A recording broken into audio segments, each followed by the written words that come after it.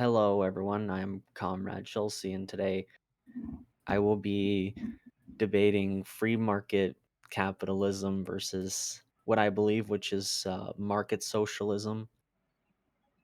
And let's go. All right, so how would a market socialist economy function? I guess you would have money.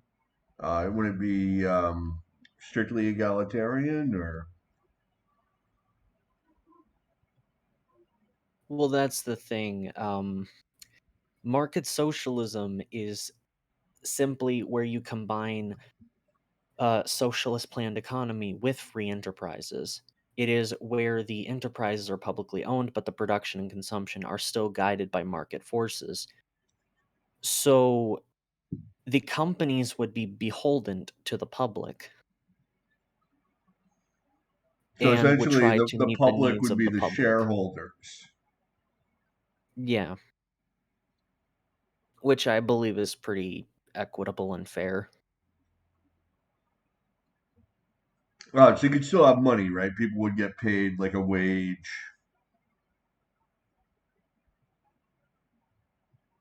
Yeah, people would still get paid wages. and then they'd purchase. You'd have whatever goods for sale. They'd purchase it. So So why all this effort to pretend to have markets instead of just actually having markets? What do you mean? Can Like you you want to mimic the market economy, right? That's the whole point with market socialism. But why not just actually have a market instead of pretending to have markets? You're not pretending to have a market. With market socialism, the reason why it's even a thing is because the market as it stands right now, under the current system, is doing very badly in terms of overall needs of the people versus, needs of the wealthy and shareholders. Well, Like, I'll give you a compared good to what? example. I'll give you a good example. Let's talk about the housing market. Sure. So there are companies, large corporations, and there are wealthy individuals who own homes that have no one living in them. Uh-huh.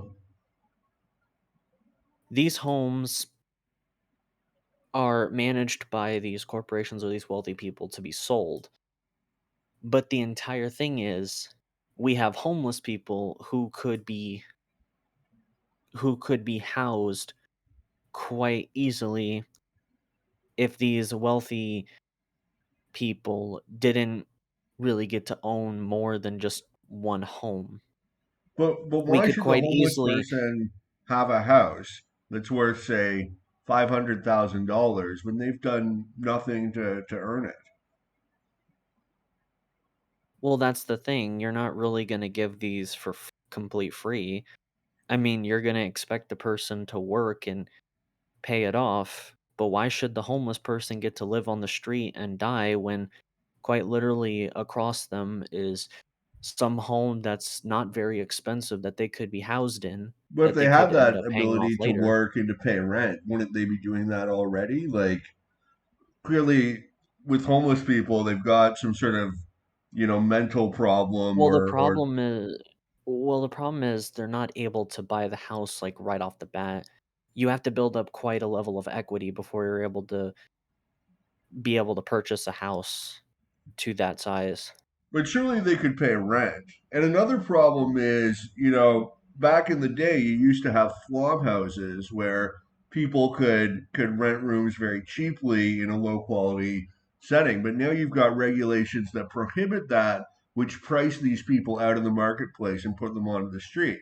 So one of the better solutions be to simply allow flop houses.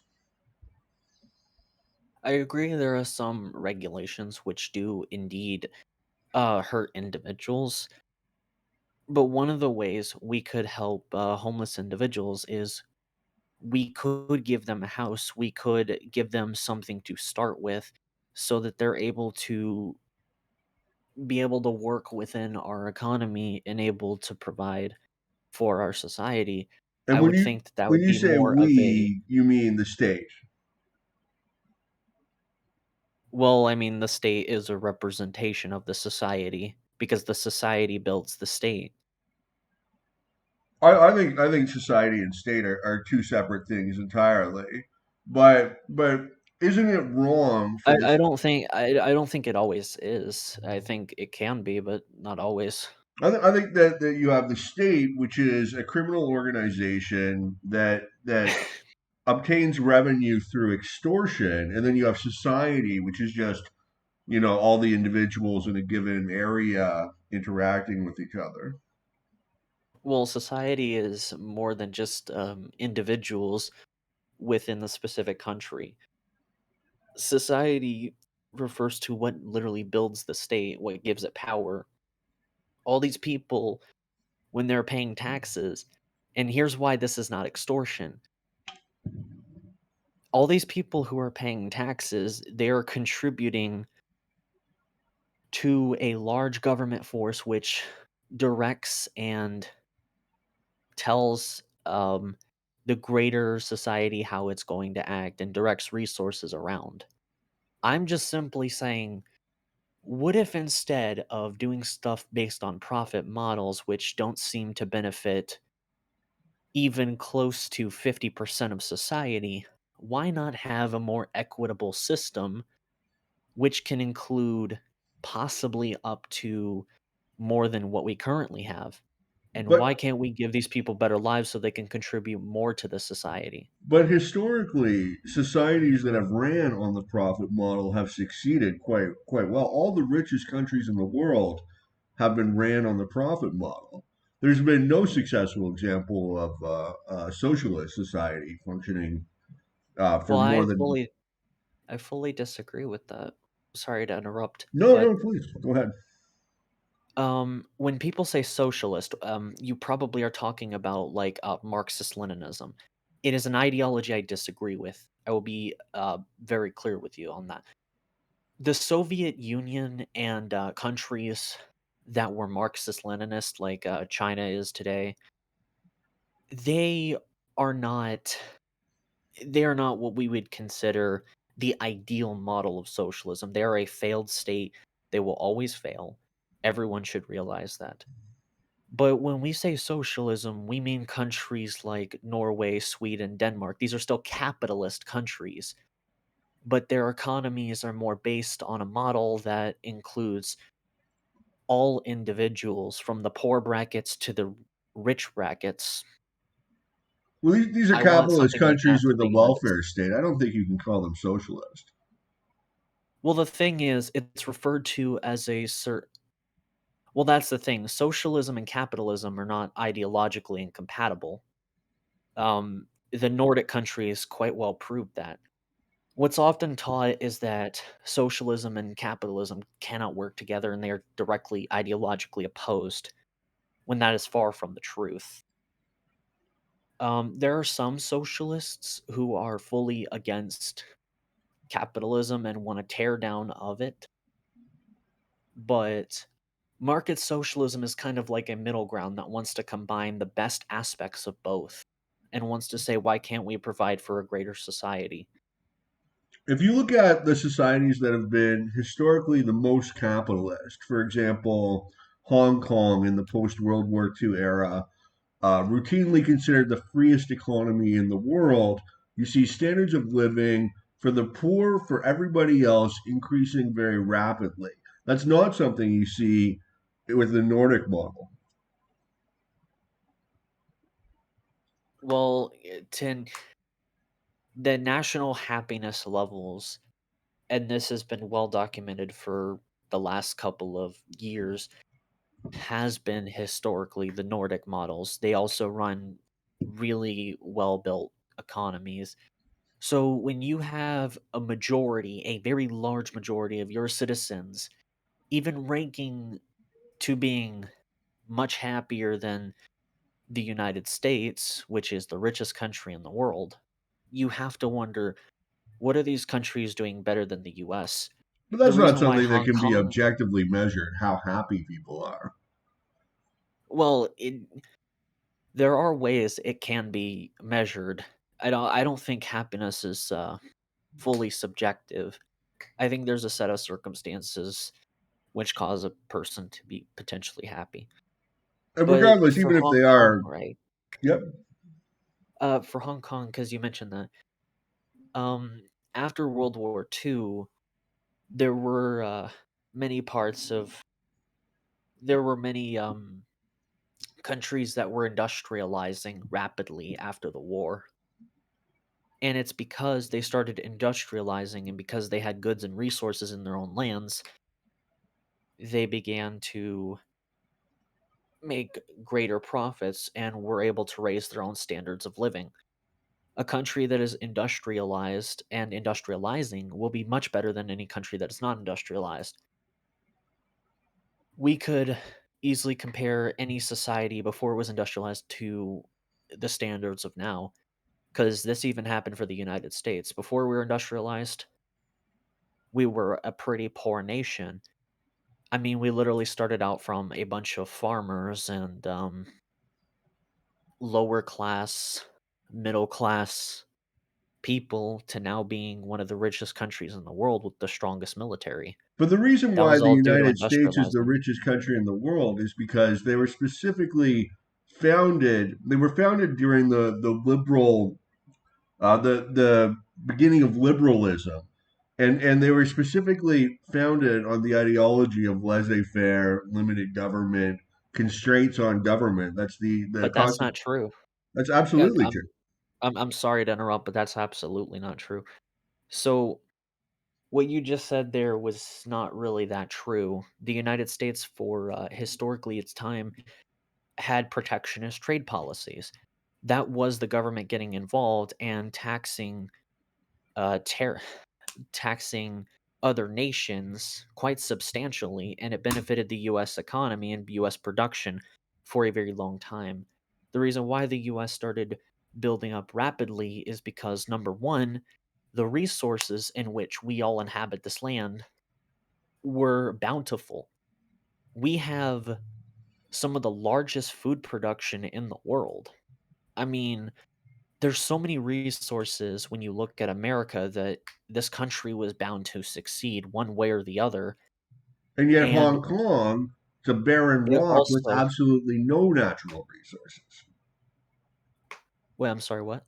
Hong Kong was a barren rock with absolutely no natural resources. So I But don't that's think it's not true correct to though. say that natural resources will determine the success. I mean, you look at Africa. There's tons of natural resources there. Everybody's very poor. So I don't think Yeah, it's. But Africa is catching up, and that's because they're now starting to heavily industrialize and build around the resources that they have in Africa. For example, Africa has lots of diamonds and gold and shit. Like, of course they can build themselves up. They just need more investments, which is what China's actually been trying to do. You heard of the Belt and Road Initiative, right?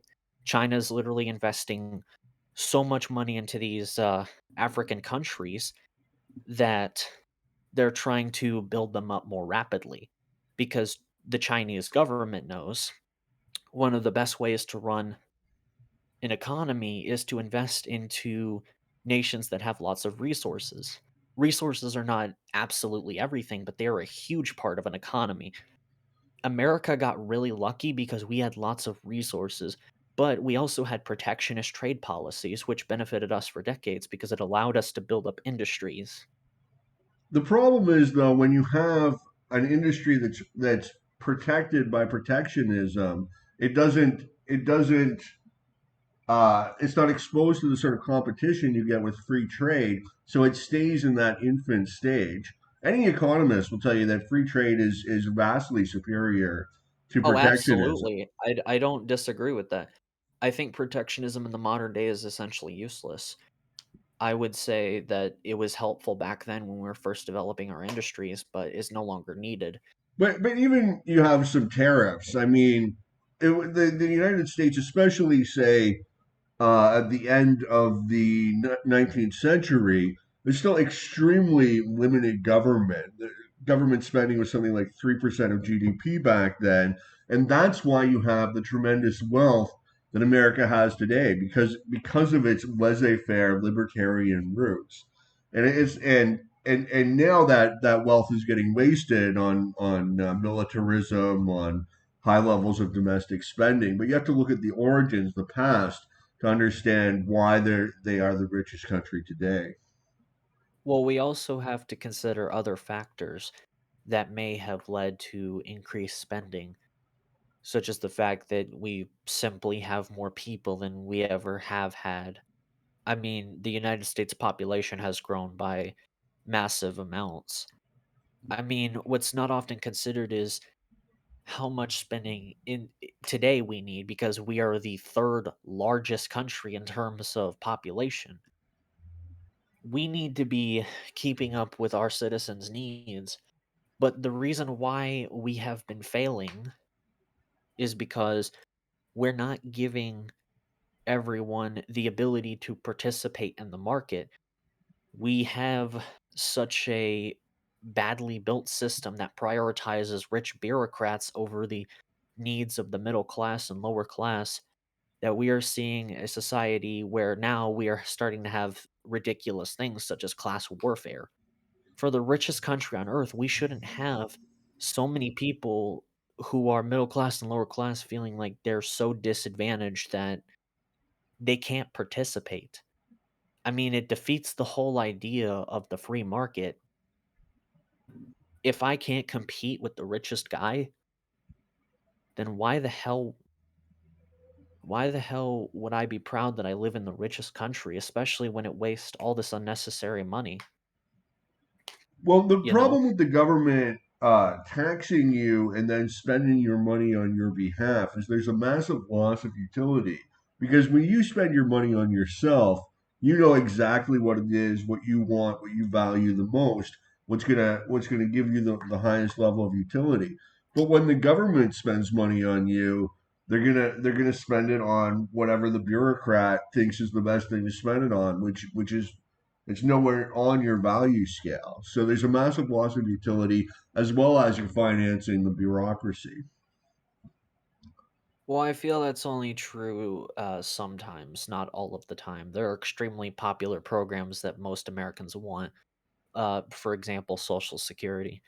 Social Security is a very, very popular program that we continue to fund because we believe that it is right to take care of the elders, especially after they've worked for decades, so that they can, rest and chill or whatever, But you if you know. look at all the money that your typical individual is forced to contribute to Social Security, they'd be much better off if they could invest that money on their own and just put it in a index fund that tracks the S&P 500. And Well, also the government's in debt like 30-40 trillion dollars. So what guarantee is there that people that are paying into that today are ever going to see a dime of it? well, that's the thing. The government has been poorly running these services because it is not doing what it necessarily needs to. We are still basing these programs off of all kinds of old data. We haven't modernized these programs. We're not funding them efficiently enough.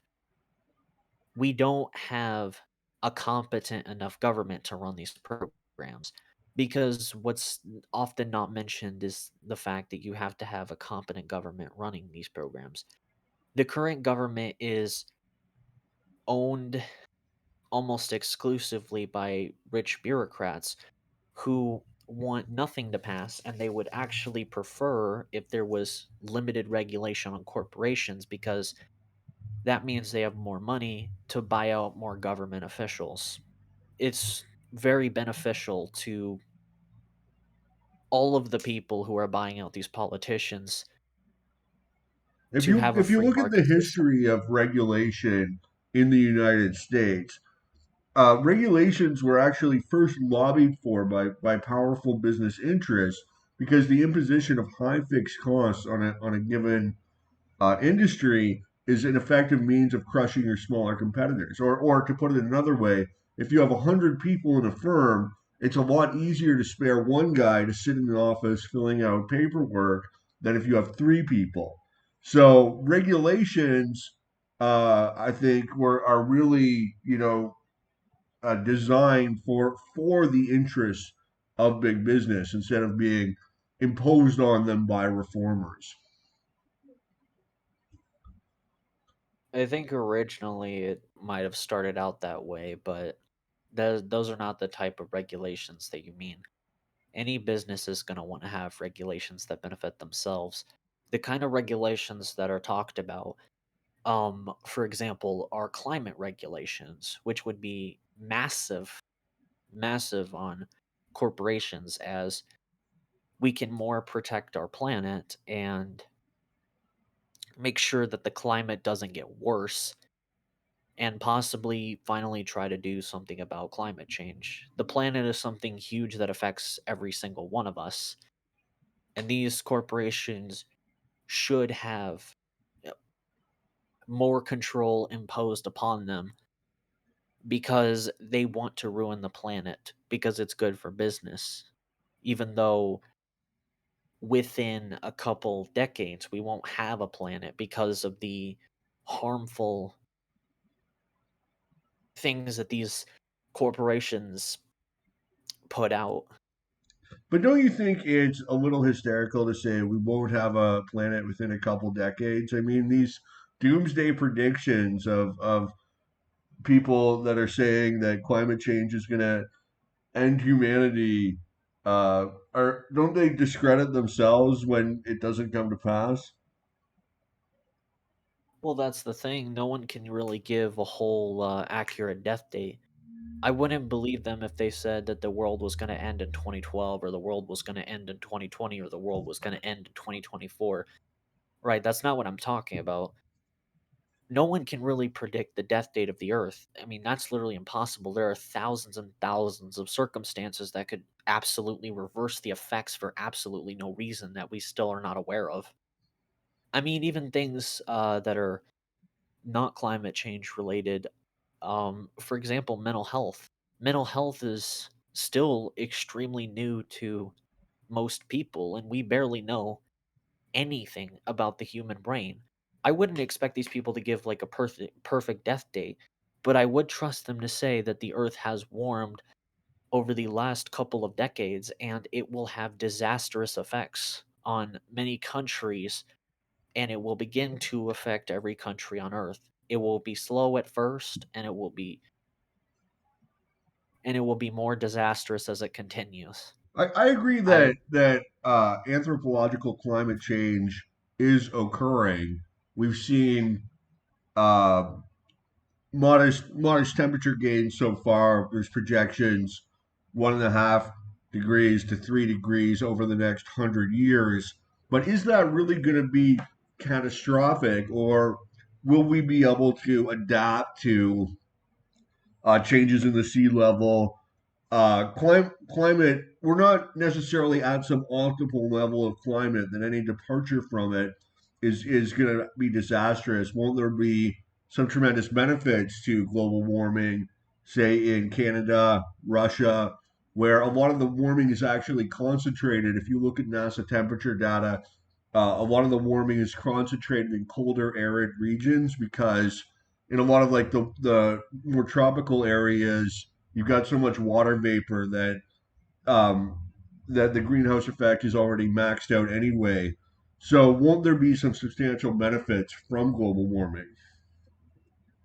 Well, of course, there's going to be benefits to any disaster. I mean, anybody can profit off of disasters, but there will be more people affected negatively by climate change than people affected positively. But how do you know Sure, that? people in How can you Canada. tell the future like that? Well, here's the thing, it's not really telling the future, it's looking at the climate map, as you said earlier. Like, of course, this will benefit colder countries like Canada and Russia, as you mentioned, but this will not benefit countries that are not as cold as those two. And that accounts for the vast majority of people. So it's a simple numbers and map game at that point. It's not really a wild prediction to say that like countries that are not as cold as those two would suffer tremendously.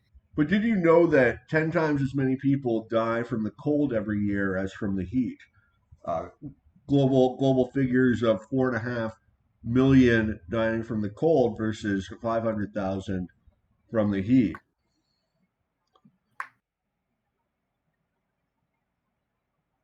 That's a interesting statistic, and no, didn't know that. My concern is with the environmental damage that comes with it, not just it like being hotter or like colder. The problem with climate change is that it's going to quite literally have such a dramatic impact to where some countries, because of their size and where they're geographically located, will be sunk. And then there'll be other countries which significant portions of them will be affected. This will eliminate food supply. This will eliminate businesses. This will crush a lot of things. For example, if climate change were to get extraordinarily bad, we could see big money making states like Florida and California be massively fucked over, or even Texas, the home state where I live in. You know, and in Texas, we had a power grid failure because ERCOT didn't winterize their systems after the last major climate disaster. Part of the climate disaster is also the kind of crazy weather we're seeing even here in Texas. So the situation is getting more serious. It's affecting businesses, entire states. Millions of people are being affected by this. But wasn't I the issue I in Texas that they had invested too heavily in unreliable green energy, and that's why they have the No, power that's not outage? no, that's not why. I can tell you right now, But they did invest heavily they didn't. in green energy, No. in Green solar, energy in a and lot of no. Green energy in a lot of places in Texas is not very effective. There are some parts where it is more effective, like, for example, if you go north of Houston, you're gonna tend to find more, solar panels because it's hotter there, and so it generates a lot more energy. No, but people are extremely, unlikely to invest heavily, especially the Texas state government and the people. We are extremely unlikely to do much with our green energy sector. And by the way, I believe in using all types of energy. I I don't believe in just using like one or two types. but the problem with subsidizing green energy is that ultimately the cost is borne by the consumer. Right now, people are struggling to pay their electricity bills as it is, and then you add on these boondoggle programs, just drives the cost up.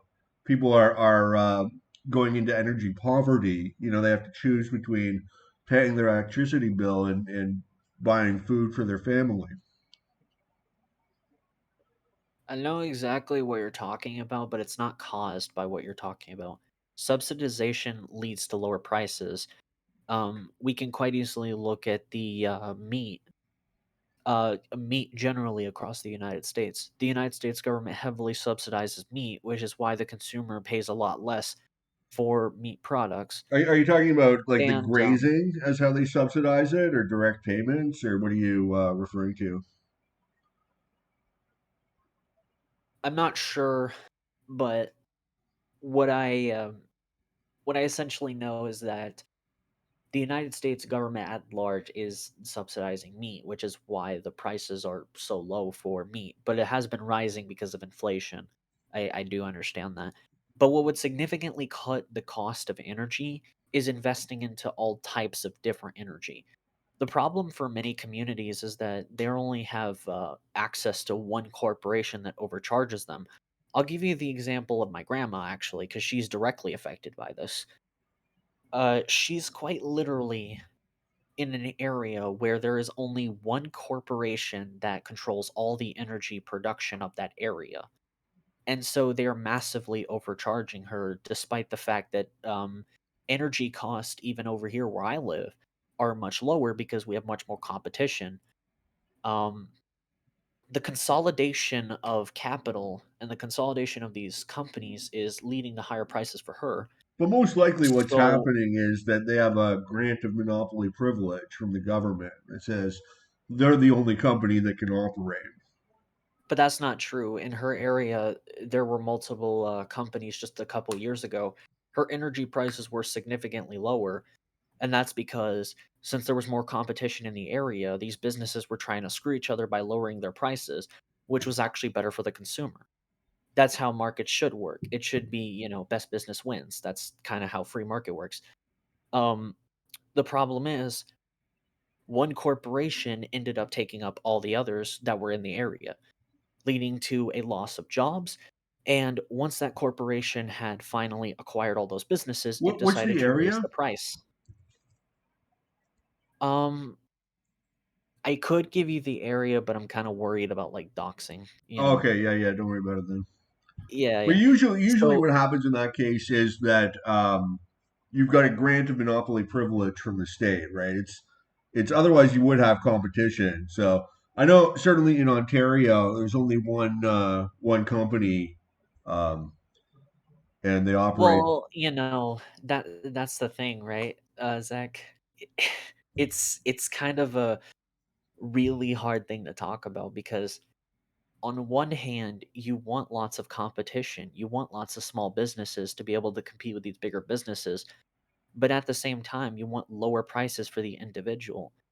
So it's kind of a weird balance line that you have to understand, because it's not always, big corporation bad. I mean, Walmart, for example, gives extremely low prices to, you know, the consumers. Right, The only problem as is does small Microsoft. businesses. You don't even have to pay for a Right, Windows anymore. exactly, and that's my point, right? Sometimes these big businesses, they give lower prices to consumers. The problem is when they artificially raise their prices and they start screwing over the consumers. And that's the real worry there. But that That's what doesn't happened in happen my in grandma's a area, free though. market economy because even if a No, firm no, but it does. when I'm sorry. It no it good. it quite literally happened to my grandma. She watched within the course of 5 years, the companies consolidate, and then her bills started to go up because this energy company wanted to make more money, and they Well, started if you charging her look way more. at Amazon or Microsoft or Walmart, it never happened. You know, they established dominant market share, but they never raised prices.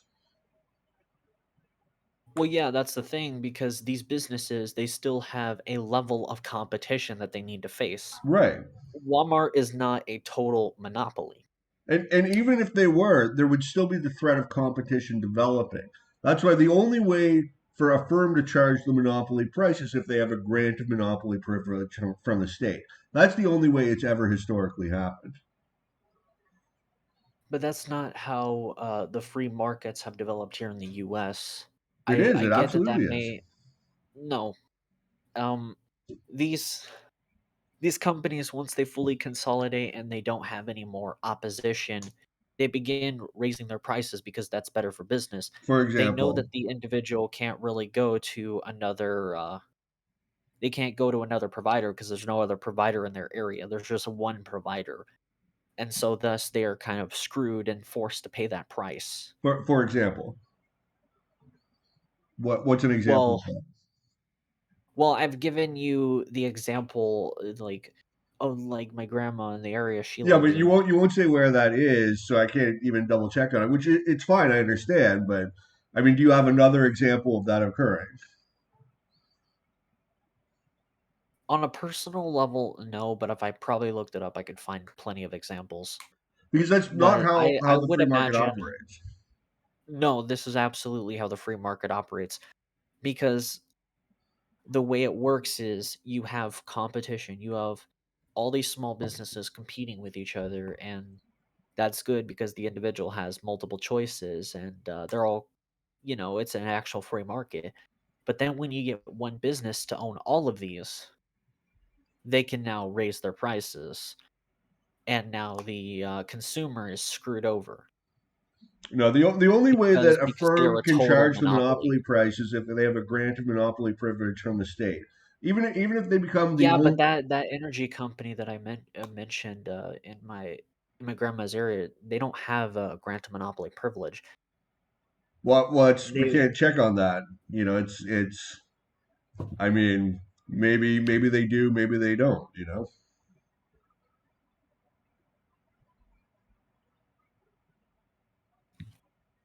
well, that's the thing. If you're in an area where there are multiple businesses competing, and then you have one large corporation that takes over all these businesses and starts charging more, like that is how the free market works on a usual scale. I mean, it's very rare that it doesn't work like that. No, The rare historically, examples is only like a firm Walmart. that's been granted monopoly privilege from the state has been able to charge the monopoly price. Even if the company is the only firm because they've outcompeted everybody else, like Walmart, like Microsoft, like Amazon, they're still kept in line simply by the threat of competition developing. It's only if they have that special privilege that they can really gouge consumers. Yeah, well, we can look into taking away that special privilege so they're not able to gouge consumers. Because you would agree that that is a bad thing, right? Or no? Yeah, I'm totally against grants of monopoly privilege from the state in every market. Right, right, and exactly, and that's what we should get rid of because that is a kind of a violation of it should be a violation at least according to free market standards, shouldn't Yeah. it? Yeah, you should have free and open competition in every market. Yeah, and that's my point. I don't like the price gouging. I want to lower prices, but the way you do that is you need to have competition, and you can't have these large corporations raising prices artificially. So if there were a monopoly to be able to get to the level of a Walmart, it has to do what Walmart does, which is not artificially raise its price. Walmart is one of the rare examples in the United States where it is a giant company that is actually beneficial to the people overall. Right, Walmart's great. Yeah, And they you wouldn't break it up because Walmart gives low prices to individuals and it still benefits. That's an example of a good corporation right there. yeah. Well, The only I'm problem I very would have with Walmart, right, is that they don't have enough wages for their workers. I obviously have a problem with that too.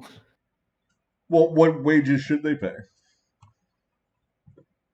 It should be the standard $15 an hour. But what if a worker only has a skill set worth $10 an hour? What happens to them?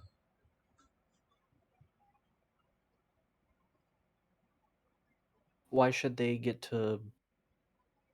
paid lower wages? Because Well, their skills don't necessarily align? let's say you're working in a factory, okay, and you're making Okay. widgets. So one guy can make 20 widgets in an hour, and his salary is $15 an hour, right? So let's say Okay. I can only make 10 widgets in an hour. What should my salary be? Your salary should be your salary per hour should still be the same. It shouldn't be completely dependent on So why would the skill. factory ever hire me when they could hire somebody who's twice as productive for the same rate? Because companies don't The have to reason hire people. the reason yeah, they don't, right? That's not what would be required. But that's exactly It what would be happens with the required. minimum wage is you price low skilled workers out of the marketplace. That's why every job now for entry level work requires 4 years experience because the minimum wage has been pushed up to such a level that you don't have real entry level jobs anymore. I don't think that's the problem at all.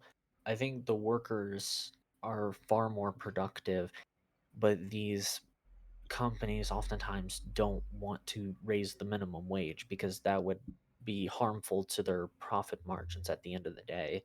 The real There are a minimum lot of wage is zero corporations. unemployment. If you look at the history of the minimum wage vis-a-vis teenage unemployment, you see that teenage unemployment rapidly increased after the minimum wage was increased. This is important because teenagers are a surrogate for low skilled workers in general, right?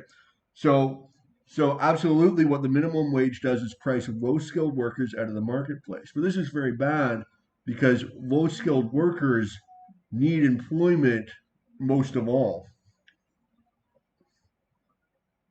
Yeah, and that's why you would want to have them be able to be trained. That's why you would want to have them be able to compete in these jobs. That's why you would want to have all of them being paid the same amount.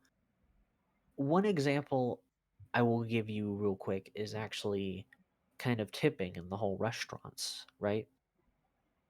So here's something that should be common knowledge. There are waitresses and waiters who work in restaurants for our benefit. They get paid a standard $2 or $3 an hour, I believe. In some states, it's higher, obviously. Um, and then they make up most of their wages in tips. However, if they don't meet the required amount, like production, they don't get the required amount of tip money that they need to fully fulfill their wages. The boss has to end up paying them the full amount so that they can meet the wage demands. Uh huh. That's how tipping in the restaurants works, right? Right. So when you asked me earlier, well, what if the $10 an hour worker was less productive than the $15 hour worker because of just skills alone? Mm. So I would imagine that they would still get paid the same amount. However, the company, if they decided that the guy was less valuable and not producing as much, they could easily fire him. You wouldn't just continue to pay him and keep him employed. Right. I mean, that just doesn't make sense. Yeah, That's that's my absolutely point. nothing. Well, that's not what anybody is proposing. What people are proposing is that these people have essentially high productions, high outcomes, but they all get paid the same shitty amount of money, while the upper echelons of the company get paid a bigger amount of money. And then on top of that, these workers don't have say when sometimes their ideas that they suggest for the company to do better. My stepdad, right? He works for a tech company, right? Uh huh. And he he has had several good ideas proposed to the company before. Those ideas were expensive to implement, but if implemented, they would do extremely well, like improving the security to make sure that fraud wasn't a thing that was happening as much as it used to. Right. Like, he had some really good ideas, but the company wouldn't listen to him. They continued to lose money until they were forced to sit at the negotiating table, essentially, with him, and then they begged him for help. He saved them multiple times, but these upper echelons of the company basically devalued him as an employee. If my dad had easily more say in the company, he could have easily more implemented these ideas, which would have benefited the company and possibly everyone's wages as well. You see what I mean? Yeah. Yeah. There's lots of things that I think we can do in terms of corporate reform, but there's also outside things like, of course, the minimum wage. Everyone should be paid the same minimum wage, and if you do a better job, I think that you should have the ability to be paid more. It'd be much better to eliminate the minimum wage, and that way anybody who wants a job is able to get one. But then, okay, the minimum wage is basically saying to these companies that you have to provide a minimum level of income within that specific job, because if you get rid of it, what's stopping the company from artificially lowering the wages of people What's from what stopping they've the already company from from paying everybody the minimum wage right now? Only a few percent well, the of thing the is, minimum wage laws are stopping the company from lowering the prices right now. no, because they can still pay the minimum wage, right? Only a few percent of the labor force is paid the minimum wage. Why don't these evil companies just pay everyone the minimum wage. And the reason is because competition between firms bids up wages to their marginal revenue value product, or how much they contribute to the productive process. So companies can't just pay whatever they want because then somebody else will snag the employee. Yeah, so they oftentimes pay what the minimum is required But because they it's know only that a the couple percent of the workforce that makes the federal minimum wage, like 3%. So it's very rare. well, that's the thing. You should make it mandatory that these people do need to be paid that minimum wage. Well, that's how it is Like, already. well, you just said 3% is only being paid what the minimum Right, wage states. 97% is paid more. Right, and that's because they produce more than they, you know, Right. So make companies can't profit. just pay Right. people whatever they want. Obviously, a company would love to pay everybody $1 an hour, but they can't because they have to there's competition between Yeah, firms to but bid why up. should they be allowed to do that? Because isn't that going to hurt the employee? No, because if they could just pay whatever they wanted, they'd pay $7 an hour. They can't. They have to pay based on the employee's skill set. However, right now there are people that would love to enter the job market at $5, $4 an hour, but who can't, so they're forced to sit on welfare instead. So you eliminate the minimum wage and you allow these people to enter the workforce to improve their skill set and eventually be able to command a higher wage, but be able to participate in the economy in the meantime. Well, the thing I worry about is not getting people into the workforce, it is keeping people in the workforce. The problem at the end of the day is most of the people who want to enter the labor force are low skill workers that you Mhm. did mention want to join for like $5 or $4 an hour, right? Right. But the problem is the workers who are already there. Let's say you were to get rid of minimum wage. Uh-huh. The people who are already working there, who already had uh, agreements to basically be paid $15 an hour or $20 an hour, depending on what their job was. I don't know what it was, or Right. even $10 an hour, which is, I think, a little bit above the national average. I think the average, though, might be 10 now. But let's just say you got rid of minimum wage.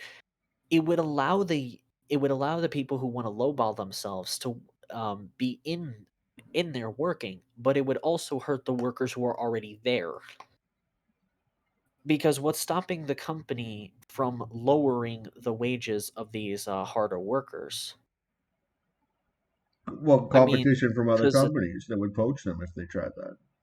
well, this doesn't apply to every corporation.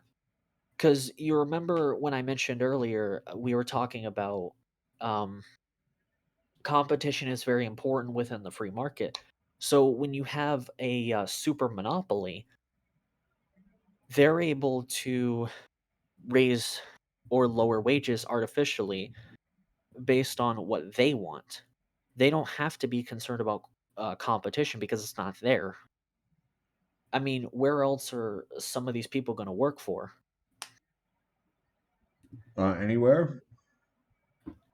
Well, that's the thing. You can't massively retrain workers. And if you have a So super they just work in another monopoly. town or another state. Well, don't you think that's a bit impractical to say, just move worker to work in another state? Don't you think that's a little bit impractical? Well, Especially if they have other concerns like, their homes or in their state and like how expensive it would be to move, you know? or they just go to a different company within the same town then. Well, the problem, I just said that there's no competition outside of like that one But when does that corporation. ever really occur? Like what industry is that you're talking about where there's only one employer Well, in like a big town? I'm not saying this is a nationwide phenomenon, but I'm saying this is true for a lot of people where they work at these companies which are essentially monopolies and have no competition. And so if we were to get rid of minimum wage, some of these companies would just lower minimum wage for the working employees and then the working employees would be like, "Well, hey, if you don't raise my minimum wage, I'm gonna quit." And then they're just like, But "Well, if why that not were the quit?" case, they would be Because you paying have no everybody other the job to minimum go wage to. right now, which they're not. Well, the thing is, the only thing stopping these companies from not pay the only thing stopping these companies that have monopolies from essentially paying their workers lower than they're currently paid is minimum wage laws. If I don't see you're a how a minimum company wage. Yep. well, okay, if you're a person working in a company and since we have minimum wage laws, if they start paying you lower amounts, you can actually you can report that and you can get compensation. You could quite easily win a case against that corporation for not paying you the required amount, especially if they're trying to screw you over. But if there was no minimum wage, what would legally stop that corporation from lowering your wages? There's nothing. Right, but only a tiny percent of the workforce actually makes the minimum wage. Right, everybody else makes more than the minimum wage. So the minimum wage law, it's not necessary to keep wages up because legally the company could pay the minimum wage, right? But they have to pay more because of competition from other firms. Otherwise, they wouldn't get to keep their Well, that's employees. the thing. If you're not in a competitive area, if you are already the top of the top, you can essentially take that $20 back to $10. You've just slashed your wages in half, and that's still legal because you have a minimum wage. If you didn't have a minimum wage, what that company would do instead is say, "Oh, well, now I'm going to pay all of my workers $1 an hour." But then nobody would work there and they would lose their business. People don't have to work at a That's particular the thing. company. You're presupposing that they would have somewhere else to work. Yeah, well, that's the case. I mean, But I've already said that that's not the case in this scenario. So what do you do then? well, Do you the just only are you scenario where that's unemployed? that's not the case is when you have socialism. There's only one employer in the entire country, right? Because they But that's what's happening under free market. where is that That's not what happening? That there's only one firm employing everybody.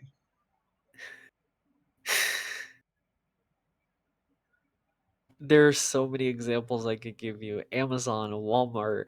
But Amazon I doesn't pay mean, their employees essentially minimum wage. They pay much more than the minimum wage. they do?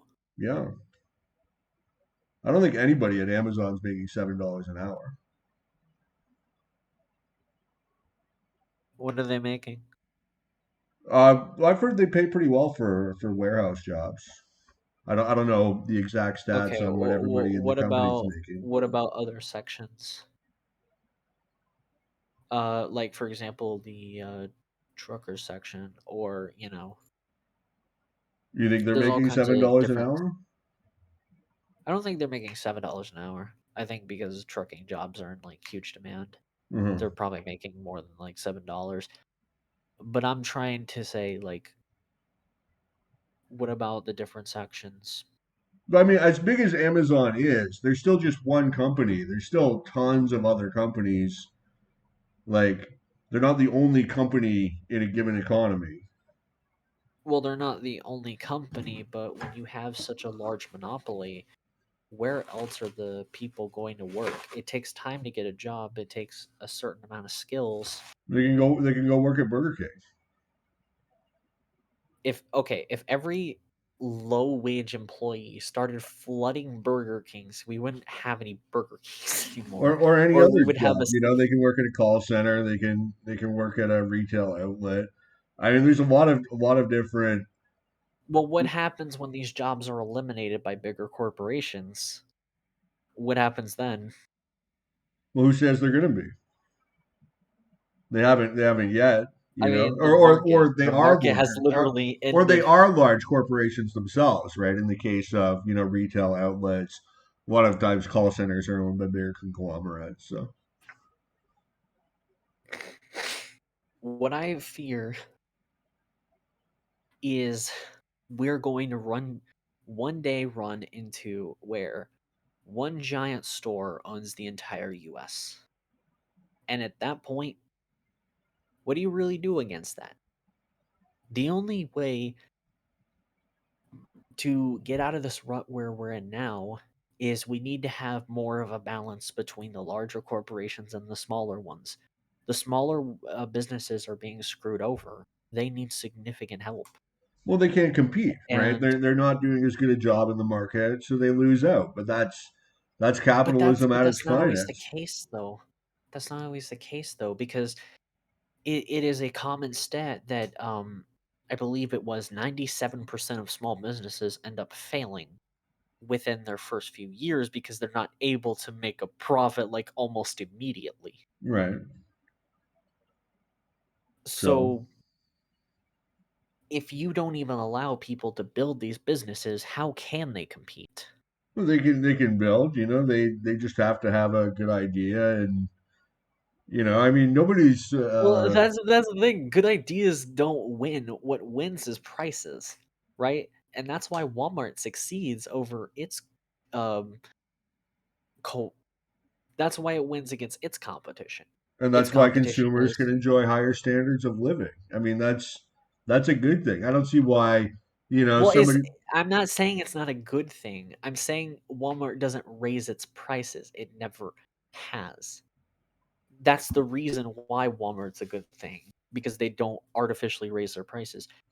If you were to have large corporations that would own everything but would only lower prices or keep them pretty stagnant, you would still have a business that is making a lot of money, and you would also have consumers that are able to buy as much as they need and want. Yeah, well, that's what's been But the only happening problem historically. is but that's not what's happening outside of the very rare examples of Walmart or the very rare examples of Amazon, which has given incredible amounts of opportunities, especially for people like online or, you know, sick and elderly. It's given a lot of good things, but if all the competition is gone, if they raise their prices, it will be disastrous for the consumer, and the consumer can do nothing about it at that point. Yeah, but These this large is all corporations, theoretical. I mean, well, it's it's not a theoretical because we've seen it happen plenty of times. have we though? We have. We've seen examples on the ground where we've literally had one giant corporation owning absolutely everything and then raising the prices because who else are you going to go to? No one, because there's no So where competition. has this happened? Well, I pointed out much earlier the examples of Aside from your grandma, okay, where else has this happened? Surely, if it's a phenomenon that's ongoing, occurring everywhere, there's more than one example. yeah, that would require me to bring up all the examples. I could probably do that if you Take want your me to time. look Take your up all time. the examples. Go Okay. ahead. Here. No, but really quick before I look this up, wouldn't you think that it would be logical that if these businesses were to have no competition, that they would raise prices because they're not going to suffer for it? But they would suffer for it But how would they suffer without competition? because Who else are they the would consumers are going to go to? because a rival firm would enter the market, and then they'd have to deal with the constant hassle of a rival firm having Well, sales. if a rival firm enters the market, all they have to do is significantly lower prices, starve out that rival firm, and go back to business as usual. That's It's called the quite a that's called the it's predatory quite a simple thing, right? That's called the predatory pricing boogeyman, and it's never historically actually happened. What's going to happen is, or what would happen if they lower their prices to try to drive this firm out, and then okay, people enjoy low prices for a while, the firm leaves, And then the prices go back and up, and then another firm comes in, right? and then they do it again. And so people Like, get to enjoy these crazy low prices but and but ever in but you perpetuity because realize the that new firm one keeps entering. giant but then you realize one giant superstore couldn't employ people. So that small firm would also have to require to have enough employees and to be able to make a profit enough to be able to compete in the first place. These But why does it have to be it a would be small firm, right? A, extremely. a massive conglomerate could come in and open up 1,000 stores. Wait, what do you mean a massive conglomerate? If there was only one competitive, if there's You're okay. familiar with the concept of conglomerates, right? Large businesses that own like thousands of other Yes, businesses. yes, Right, so I'm they could enter aware. the market, right? Okay, no, Like I'm trying to say within an area, uh if there is one dominant conglomerate, right. your solution would to be create another giant conglomerate to compete with them. Another conglomerate could enter the market. I don't see why that's impossible.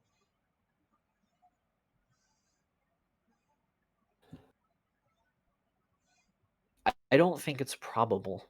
I don't think it could happen on a massive You scale, don't think that especially if if there's there's a one Walmart, company. there's not going to be a Target to compete with them? You don't think that's likely? Or if there's an I do believe IBM, that there's gonna be a Target, there's not going to be an but then guess AMD to compete with but these aren't conglomerates. Intel. These are small places which will get quickly eaten up if Walmart were to truly go after all these places. They could absolutely crush every small business within their area, and then once they're the only true conglomerate left, they can raise their prices. But there's no historical Especially since example of this most occurring. It's entirely theoretical, and it doesn't happen. but it is within more of the bounds of realism than saying, you know, we're just gonna get more larger corporations to battle these other corporations. I don't know. I think that's what's happening today for the most part. Big I corporations battling I it I out. think I'll be fair with you. There's a more middle ground approach which you can take, which isn't large corporations can fight each other like, some like giant street robots or some shit. I think what would be more reasonable is to have the government come in and then split up the large business to create multiple businesses, and then there's competition again. No, Do you see how that might I be don't like effective? that. I don't think that's a good idea. And So if you you look at you would rather have giant corporate fights, which are not going to be very effective, but how do they fight? versus They fight government by action, which lowering is. prices and competing with each other. So it's great for Yeah, consumers. but what happens after one of them wins? You just think it's okay to continue to raise and lower prices No, out again, of random, let's say one of them wins, they drive the other one out of the market. They jack up the right? price, then there's this opportunity for profit. Another firm enters the market and the price goes back down. So But you're assuming that new competition is going to keep coming through. That's not true. it is true. It's absolutely true. That's No, what that's would happen. absolutely theoretical. That's theoretical No, right no, there. it's theoretical that somebody could just raise prices and nothing's going to happen. Everyone's just going to say, "Oh, I guess we have to pay $20,000 for a pizza now." I mean, What's the that's alternative if the theoretical. government doesn't break it up? What's What? the alternative? The alternative is you have competition. It's not a problem. But the problem You with can okay, antitrust, at one stage, it's going to be impossible to have competition. So at that stage, you why? need the government to interfere. How would it be impossible? What do you mean? How would it be impossible? How would it be impossible? You could These, always have other firms entering the market. but that's The not only way it true. would be impossible is if you have a grant of monopoly privilege from the state. Okay, we're gonna work in a hypothetical. Uh-huh. All right. The entire United States is owned by one corporation. That's an absurd hypothetical. Do you know how much the Okay. United States would cost? Like the entire United States? Like how can one company have that much money? Quite easily. I You don't think see, so. no, no, no. I think it's quite easy, especially if You're you talking about go like the quadrillions of free dollars. market. No, no. I'm talking about if you get If you essentially let these giant corporations Are you do talking whatever about they one want, market, like, or one company owning the entire country? one company owning the entire country. Let's say we had a business that's successful, that it was able to essentially become the governing body of the country, But which is that's not essentially. even possible. No, it absolutely is, How would because here's one the thing. company own the entire country? How would that occur? Here's the thing, if we allow these larger corporations to eliminate businesses and then interfere with how the state works, the state no longer has the authority to break up these companies, and essentially they give over their power to these corporations. And so now it's a full-on corporatocracy. I mean, it is quite literally a valid scenario. What is invalid is if you had one giant corporation that owned the entire country, and then you were to say, well, why couldn't some other smaller business challenge that? How? How would it do that? If you are the only super if you were the only super company that owned absolutely everything in the US, how would anything else challenge you? Uh-huh. Like, that would be physically impossible. But right now, okay, the GDP of the U.S. is like what, like 30 trillion a year. I So could look that so up, no actually. company even owns close to that, and that's just what's produced, not what's owned. Like it's so it's such an absurd hypothetical. But the problem with antitrust is if you go back to the historical record when antitrust legislation was first proposed, the issue was that the trusts were charging too low a price, okay? And the established business interests couldn't compete. So they lobbied Washington to crack down on these trusts that were importing goods from outer state using the newly established railways. And that's what antitrust has always been. When you have a firm that's competing in the marketplace that other people can't catch up with, they lobby Washington to sort of attack them with antitrust legislation.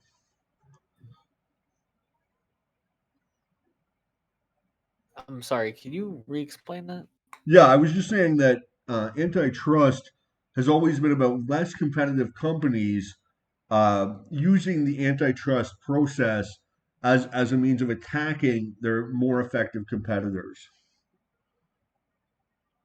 I don't know if I would say that's true, though, be Yeah, fair it's with you. that's historically always what's occurred from the very beginning, from the trusts that spawned the antitrust legislation. Antitrust legislation is supposed to act against giant businesses that have too much edge within a market so that it's not really a free market anymore. That's the whole purpose of antitrusts. I mean, when Teddy Roosevelt was breaking up big corporations, we saw an incredible amount of benefit for the American But people how is it a and for smaller benefit if the businesses companies were override. charging lower prices than their competitors? These companies, because the whole thing is when you have a large corporation, it is of course going to have lower prices because it wants to starve out the other competition. But when you are getting close to forming a monopoly, almost a complete monopoly to where you can now raise the prices again, which is a thing I mentioned, you're then going to run into the problem of, okay, now what do we do? We can't just enter another company into the market. Now this actually requires an extreme amount of attention so that we can break this corporation up. But the complaint The wasn't that prices antitrust were too high; it legislation. was that prices were too low because Well, I didn't say prices were too high. they were I using. Go ahead. Go ahead. Because No, you go they ahead. were using the railroads to bring in goods from outer state, so they could. That's the market working as it's supposed to, right? Where you have new innovative processes and ideas, and that brings costs down.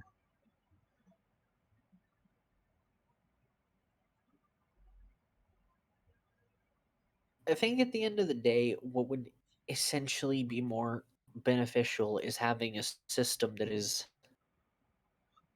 equitable to all. And what I would propose is a very radical idea, but this could absolutely help unemployed people.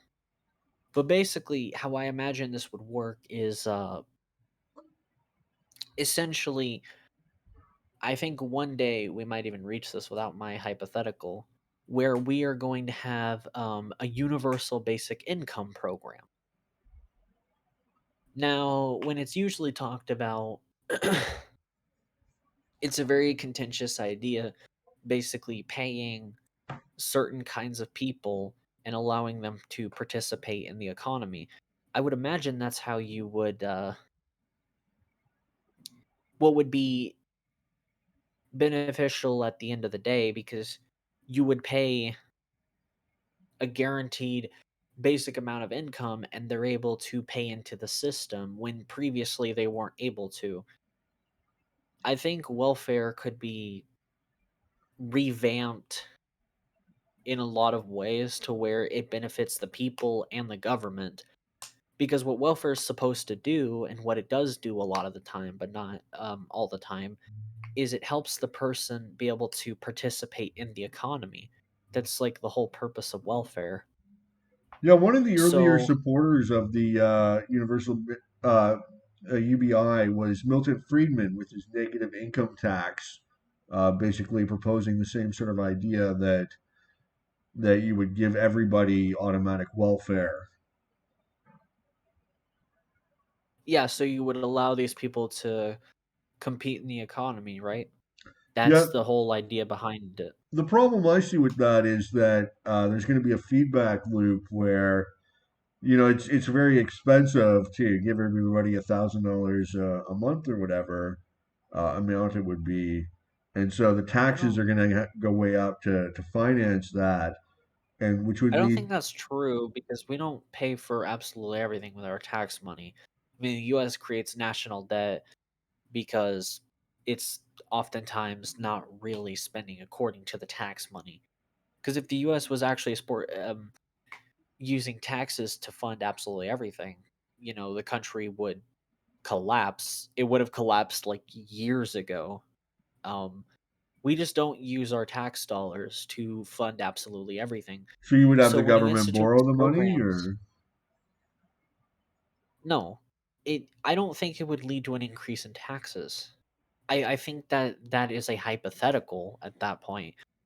well, And the reason I say that is because what would your dollar amount be for this UBI? 1,000 a month, or what dollar figure would you use? I would probably use something that would be like 5,000 Five to thousand a month 9,000. 5,000 to 9,000 per month or per year? per month.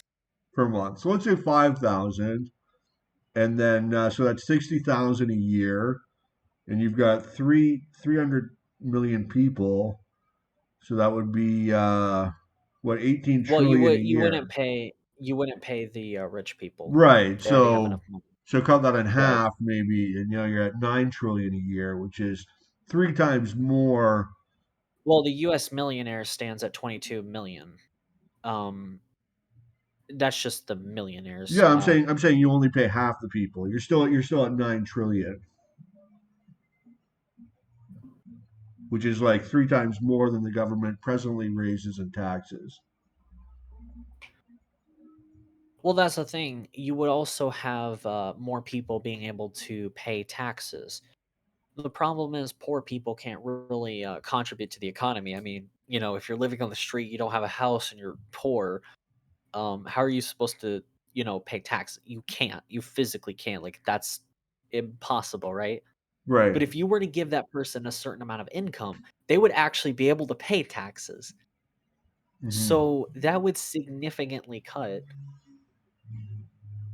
into the amount we would spend.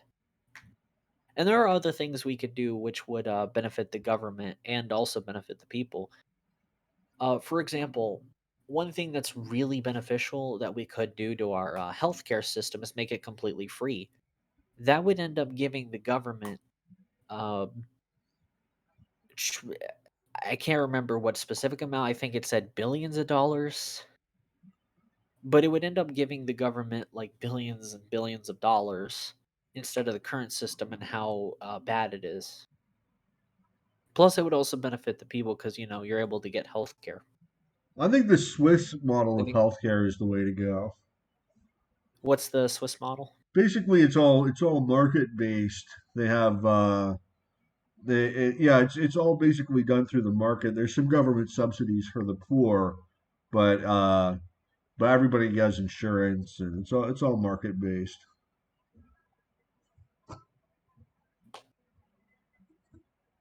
Yeah, what do you mean it's all market based? Like everyone gets insurance. Yeah, it's all like a market. Like, it's not government run. It's the market economy. Like, they all have insurance, and uh Well, I just want like the people of America to be able to get these services because it's the most humanitarian. Not necessarily because it's the most economically beneficial, although this would be economically beneficial. That's why I often don't mention economy in my discussions. I just want what's beneficial to the people of America. I think it's ridiculous that the richest country on earth pays anything for healthcare. The fact that people go bankrupt in the richest country on earth just because of healthcare alone is ridiculous. well, if you don't buy healthcare insurance, I mean, it costs a lot of money to have a modern healthcare system, right? So if you don't get Well, that's the catas thing. The government could absolutely pay for it. The I mean, the government's not saving money anyways.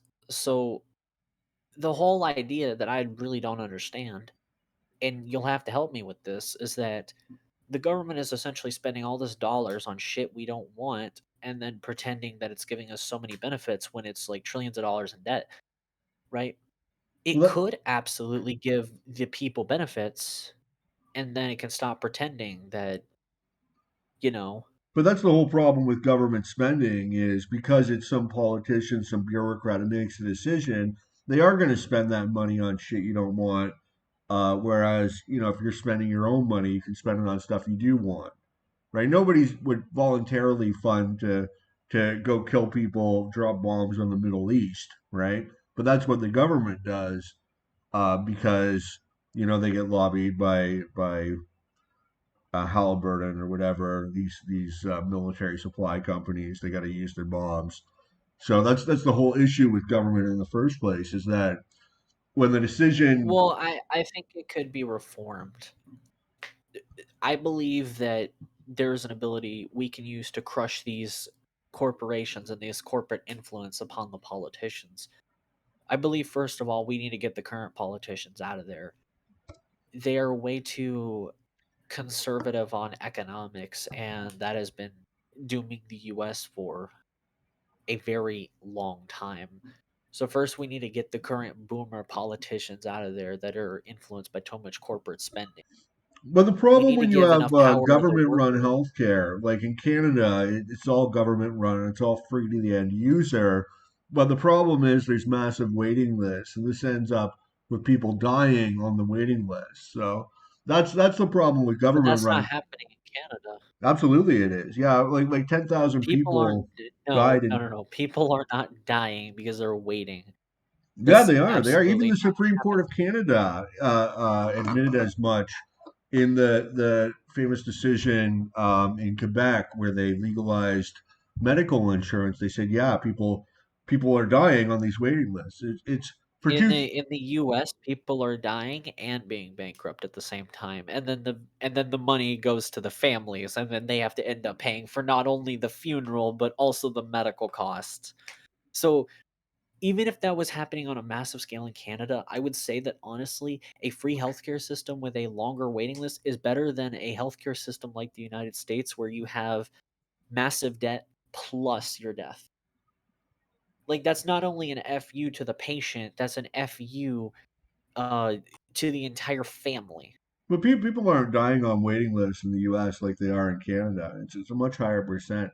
If you look at the number of people Well, that why go, aren't people dying on waiting lists? Because they can't even afford it in the first place. Like, that's not much better. no, but Like, if you need medical treatment in the States and you go to a hospital, you'll get medical treatment even if you can't pay for it. They're oh, yeah, obligated to you'll treat get you. the medical treatment, just how are you gonna pay for it if you're lucky enough to Well, it's get better there? to be broke than dead. No, it isn't. I think it is. I mean, you could always kill yourself. Oh, really? That's, like, the solution if you're in debt? No, but Just, like, it's fucking proof that it's better to be broke than dead because you have that option, right? okay, in Canada, there's a much higher percentage chance that you will get to the hospital, and then you will not pay anything so that you're not in debt for the rest of your life. I think people in the US, the richest country on earth again, should be able to live comfortably. I don't think that we should be told suffer because economy go boom. Well, I Like mean, you can that's always get medical insurance, right? medical insurance is a joke though in the United States. It is extraordinarily poor. I mean, stuff isn't free. You have to pay for it. You don't get catastrophic care. Yeah, Then because the government doesn't pay for it, right? well, even if the It's just government you pays for paying it, for it. you still end up paying for it on your taxes, right? There's no free lunch. Oh no, a slight increase to my taxes. Oh no. That'd be so terrible. No, but seriously, a slight increase on taxes is not a bad thing. What is a bad thing is being expected to pay $10,000 out of your pocket for the most simple procedure No, what is a if you bad get thing US is care. waiting 2 years to see the specialist you need to 2 see. years? Yeah, Wait, no, it's not that absolutely. long. No, No, it is not that long. people absolutely wait 2 years to I've see talked to specialists. Again, Canadian I'm citizens Canadian. before. I know all about the system here. But Absolutely, that's people not wait but years to that's see not true for all specialists. Canadians. But that's not true for all Canadians. No, but in 2021, about 10,000 people died. Now, it was a bit of a bad year because of COVID, right? But Right. thousands die every year languishing on waiting lists, or they get maimed, as in the case of Walid Kafala in British Columbia, who waited years to get a necessary treatment. Eventually, did get it in Spokane, Washington, but he was maimed by that point. Like the Canadian system is one of the worst among OECD nations because they've essentially banned the private option. Whereas most countries like Germany, you've got two-tiered healthcare system. Whereas in Canada, it's very difficult to get any private option because of the regulations. Well, the thing is, I don't wanna get rid of private in the US.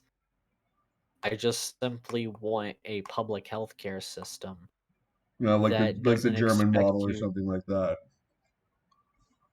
Yeah, I guess that's what I'm saying. I'm not saying, like, completely eliminate private insurance. That's the thing that's a very unpopular idea, and I would never support such a radical measure to get rid of private insurance. I think Like, the best solution I just is think I yeah, think private insurance could be reformed, but I wouldn't call for its abolishment. That'd be ridiculous. I think the best thing to do is just have an unregulated free market in healthcare. You know, get rid of the like I don't right. think so because it allows the other people to screw you over. I would rather try to benefit the American people at large than, you know, leave it in the hands of some unforgiving cold market. Part of the problem with the American system is that the AMA functions as a cartel to keep the supply of doctors down, to keep the wages for doctors up. So I'd like to see, you know, more medical schools being built. There's actually been no new medical schools in the States in the last 100 years. So I'd like to see more medical schools. You know, you can have more foreign doctors practicing. But I don't think government takeover is the way to go. It's better to have the market providing healthcare. I would honestly say you need a little bit of both. Well, this has been a great discussion. I'm going to cut it off here. It's been hour and a half now. So thank you so much for participating in this debate. No Certainly, problem. And the last thing I will say is I think everything should be free. Yes, it's crazy. Yes, it's not economical, but fuck it, it is humanitarian. Yeah, Thank you for working within the bounds of everything. free. All right, all right. Take care. You as well.